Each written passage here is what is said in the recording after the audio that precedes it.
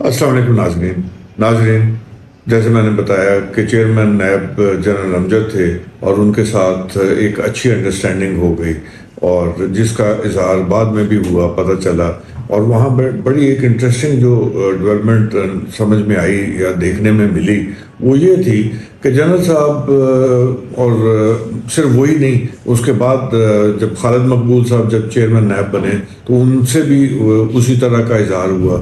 یعنی ان کے ہاں جو ہے نا، دو طرح کے لوگ ہوتے ہیں، یا دوست ہوتے ہیں یا دشمن ہوتے ہیں. جب دوست ہے، جو دوست کی کیٹیگری میں آ گیا اس کو سات خون معاف ہے، اور جو ان کے دشمن کی کیٹیگری میں آ گیا تو اس کے لیے کوئی معافی نہیں ہے، اور اس کو صفحہ ہستی سے مٹانا بھی ایک جائز عمل ہو جاتا ہے.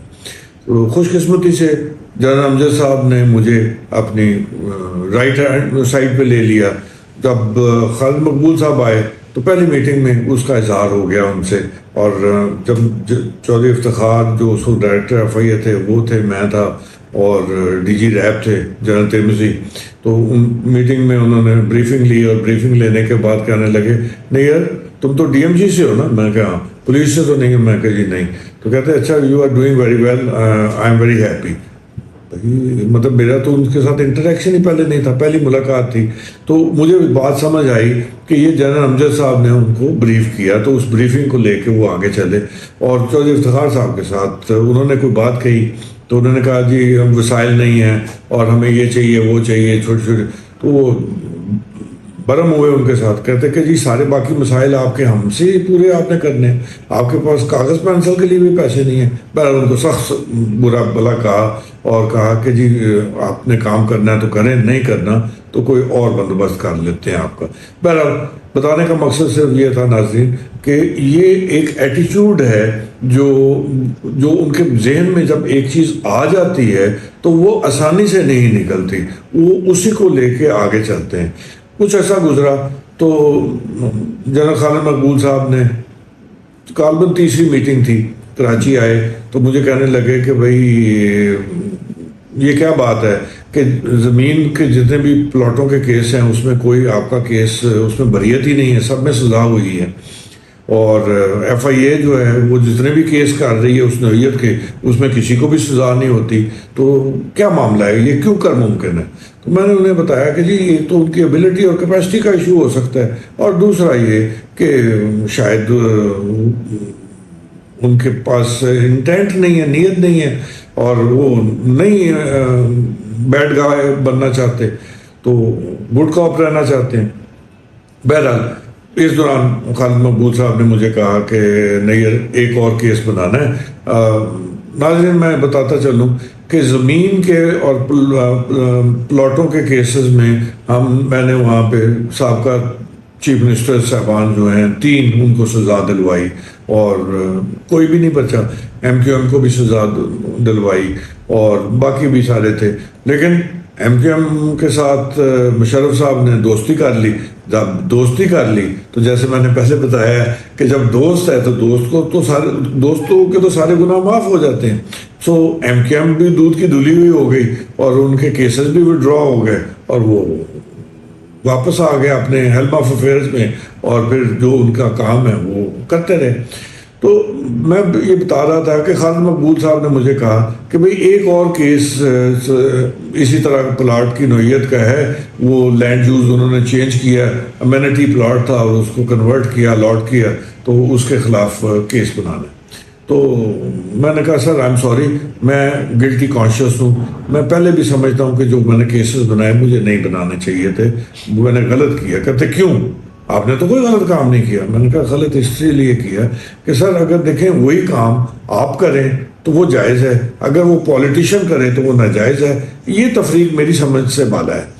اگر اصول ہے، قانون ہے، تو وہ سب کے لیے یکساں ہوگا.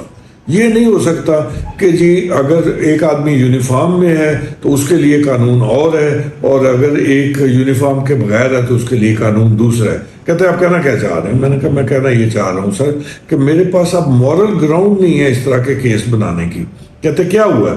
میں نے کہا سر میں لاہور وائی بلاک کہ امینٹی پلاٹ کی الاٹمنٹ کو ریفر کروں گا، اور بس اس سے آگے آپ مجھ سے نہ پوچھیں کیونکہ آپ جانتے ہیں. تو ناظرین انہوں نے کہا، انہوں نے سمجھا شاید میں نے ہوا میں تیر چلایا، مجھے نہیں پتا. پھر انہوں نے انسسٹ کیا نہیں نہیں مجھے بتاؤ کیا قصہ ہے، وہ کیا کیس ہے. میں نے کہا سر آپ جب کور کمانڈر تھے وہ پلاٹ الاٹ ہوا تھا، آپ نے الاٹ کیا اور وہ پارک کا حصہ ہے، اور پارک کے حصے میں سے آپ نے 8 مرلے کا پلاٹ اس میں سے کارو آؤٹ کیا اور وہ بعد میں بیچ دیا. میکڈونلڈ وہاں پہ بنا ہوا ہے وائی بلاک والا. تو اب اگر وہ آپ کر سکتے ہیں اور وہ جائز ہے، تو اگر وہی کام کسی پولیٹیشین نے کیا، چیف منسٹر نے کیا، تو وہ ناجائز کیسے؟ بہرحال اس پہ پھر خالد مقبول صاحب خاموش ہو گئے اور انہوں نے مجھے کچھ نہیں کہا. اور یہ ان کا بڑک پن تھا کہ نہ صرف انہوں نے کچھ نہیں کہا بلکہ انہوں نے مجھے اپنی گڈ بکس میں سے بیڈ بکس کی طرف بھی نہیں لے کے گئے، جس کا اظہار ناظرین بعد میں ہوا. اور وہ اس طرح سے ہوا کہ جب سندھ سے میری پوسٹنگ واپس پنجاب ہو گئی اور میں یہاں سے ڈی سی او ڈیرہ غازی خان لگ گیا، تو یہ اس وقت وہاں سے چیئرمین نیب سے ہٹ کے گورنر پنجاب لگے ہوئے تھے. تو یہ اب کچھ صحافی ہوتے ہیں سینئر لکھنے والے تجزیہ نگار، ان کو ساتھ لے کے یہ ڈی جی خان وزٹ پہ آئے. تو وہاں پہ جو باقی صحافی تھے لوکل وہ باتیں کر رہے تھے، کچھ تھوڑے سے جو جس طرح صحافی ہوتے ہیں، لاؤڈ بھی ہوتے ہیں اور روڈ بھی ہوتے ہیں، پولائٹ بھی ہوتے ہیں اور معاملہ فہم بھی ہوتے ہیں اور معاملے کو خراب کرنے والے بھی ہوتے ہیں. ہر طرح کے لوگ، ہر طرح کے جو پیشے میں آپ کو ملتے ہیں. تو ایک صاحب ذرا تھوڑا سا ایروگنٹلی وہ انہوں نے بات کی اور اس طرح کا انہوں نے بیہیو کیا کہ میں تو خاموش ہو گیا، میں نہیں بولا.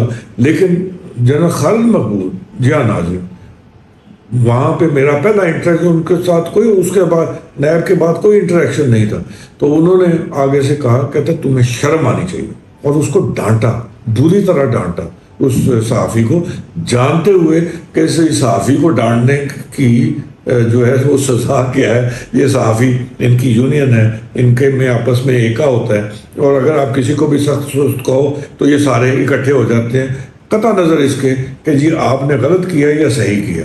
یہ کہتے ہیں تمیز بعد میں کریں گے، پہلی بات تو یہ ہے کہ ہم صحافی بھائی ہیں تو ہم نے ایک دوسرے کا ساتھ دینا ہے. You scratch my back I scratch yours, یہ والا فارمولہ ہے.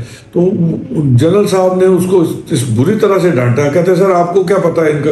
کہتا تمہیں کیا پتا ہے اس شخص کا؟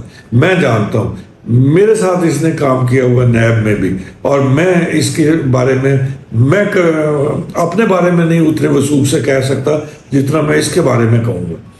میں حیران پریشان، اور میں نے کہا واہ مولا، اللہ تعالیٰ کا شکر ادا کیا. دل میں میرے آنکھ میں آنسو بھی آئے کہ میں نے کہا یہ عزت اور ذلت اللہ کے ہاتھ میں، بندے کے ہاتھ میں تو کچھ بھی نہیں ہے. بہرحال ناظرین اس طرح کے معاملات اور بھی بہت سارے ہوئے، اور وقتاً فوقتاً میں آپ کے ساتھ گوش گزار کرتا رہوں گا.